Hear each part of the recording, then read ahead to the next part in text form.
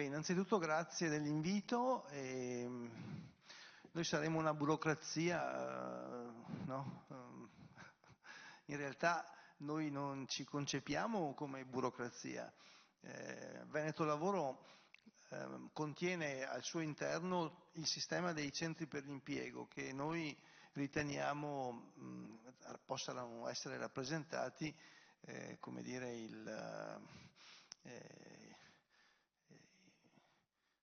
i medici di base per il lavoro, per cui tutte le persone che hanno bisogno non hanno lavoro e lo cercano, vengono da noi, le imprese che cercano lavoratori disoccupati che non hanno lavoro, vengono da noi. Noi ogni mese mettiamo a disposizione più di 6.000 posti di lavoro, questo per dire che non siamo una burocrazia. Tra le cose che facciamo delle analisi sistematiche sul mercato del lavoro a partire dai dati che abbiamo amministrativi, cioè i dati relativi alle assunzioni, alle uscite dal mercato del lavoro. E in particolare sul tema demografia e lavoro siamo usciti da un po' da qualche mese, oggi è pubblicato questo quarto edizione, perché riteniamo sia fondamentale, sia utile per tutti gli addetti ai lavori, ma non solo, aver presente le dimensioni, le problematiche legate alla demografia collegate proprio al lavoro, e riteniamo utile in questo momento che ci sia un'attenzione su questo tema. Opus è la collana che trovate sul sito di Veneto Lavoro. Allora, andiamo a vedere qual è la foto delle corti più anziane. Qui vedete la popolazione residente nelle classi di età 45-54, 55-64 e 65-74. Vedete come la corte 55-64, quella rossa, è in crescita, e anche in leggera crescita la corte 65-74, stiamo parlando di dati dal 2004 al 2024. Dal punto di vista della speranza di vita a 65 anni nella popolazione, vedete che nel Veneto è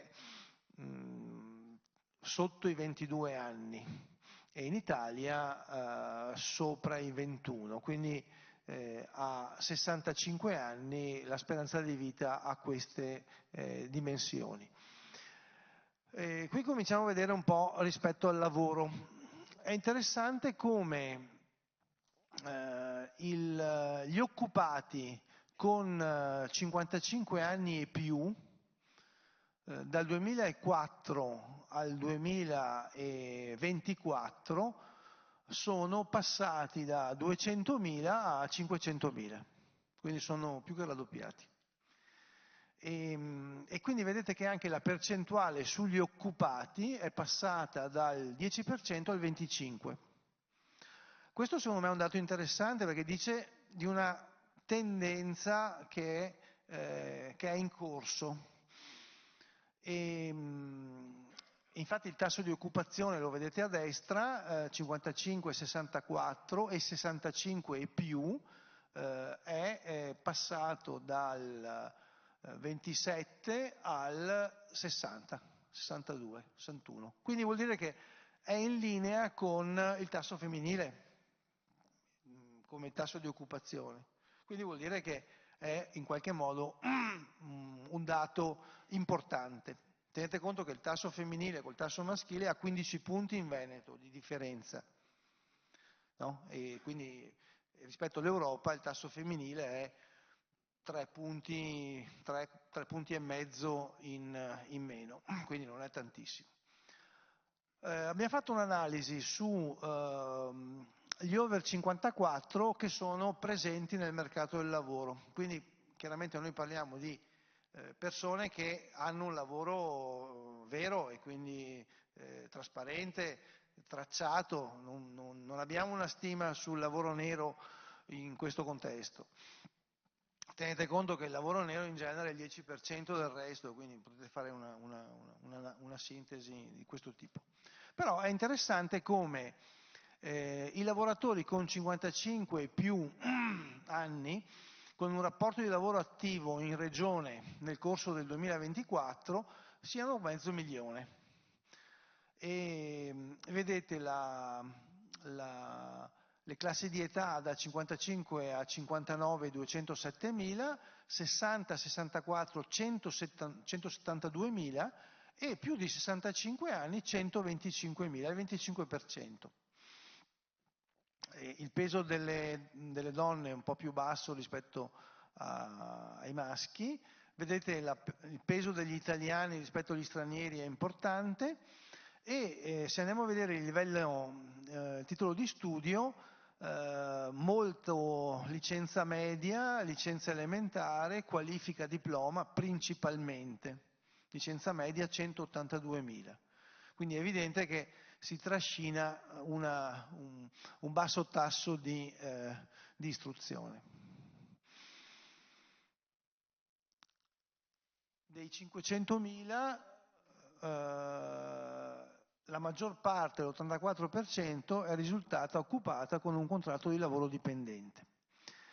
Andiamo a vedere invece dove lavorano. Nel 68% nei servizi, questi 500.000, quindi commercio, servizi turistici, commercio all'ingrosso, trasporti, istruzione, lavoro domestico, sanità, servizi sociali, e un 28% nell'industria, Made in Italy, metalmeccanico, costruzioni, il 4% in agricoltura. Con il programma GOL, che è un'iniziativa di politiche attive che è stata collegata al PNR, da luglio 2022 a giugno 2025 sono stati coinvolti, vedete, 39.000 tra 55 e 59, 25.000 tra 60 e 64 anni e 6.861 over 65. E di tutta questa quota di persone che sono state coinvolte in questo periodo, quindi da luglio 22 a giugno 2025, il 46% si è ricollocato nell'arco di un anno, quindi è tornato al lavoro. Rispetto al ritorno al lavoro è evidente che, qui il commento sostanzialmente ci dice che è un fenomeno che sta avvenendo e di conseguenza è un fenomeno che va in qualche modo valutato e soprattutto favorito secondo le modalità più trasparenti del mercato del lavoro.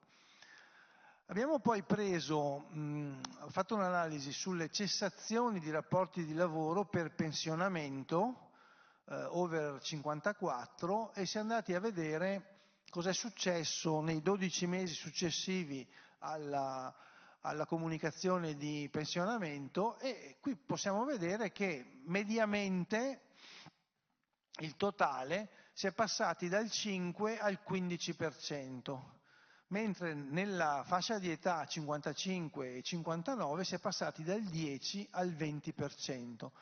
Quindi vuol dire che mediamente il 15% di chi è andato in pensione ha continuato a lavorare.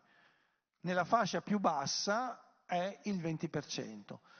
È chiaro che questa è una tendenza che potrebbe anche crescere, probabilmente non cresce all'infinito in questo modo, però ci dà un'idea di un approccio che probabilmente è legato sia alla qualità della vita ma anche dai bisogni della vita, nel senso che in molti casi è necessario ritornare al lavoro per quadrare il bilancio, oppure è interessante tornare al lavoro per ragioni di ricerca della propria realizzazione.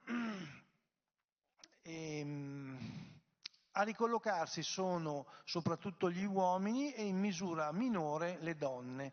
Qui vedete la distribuzione. Dei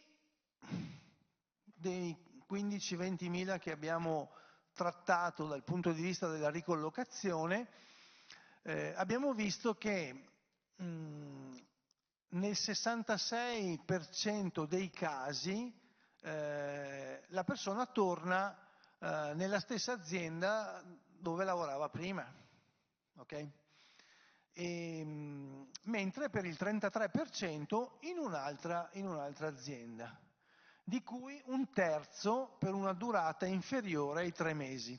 Se andiamo a vedere la parte, diciamo, legata all'altra azienda, vedete che un 53% è contratto dipendente e un 47% con altra tipologia contrattuale, mentre nel caso della stessa azienda per il 73% è un contratto dipendente, soprattutto nel settore metalmeccanico, Made in Italy, ingrosso e logistica, quindi attività di produzione, e nell'altro caso invece più il 27% servizi alla persona. È interessante vedere invece sul versante dell'altra azienda il contratto dipendente avviene soprattutto in agricoltura, in alcuni servizi, e per il 47% nei servizi alla persona, nel commercio, nel tempo libero. Comunque è un dato interessante di collegamento con il percorso precedente.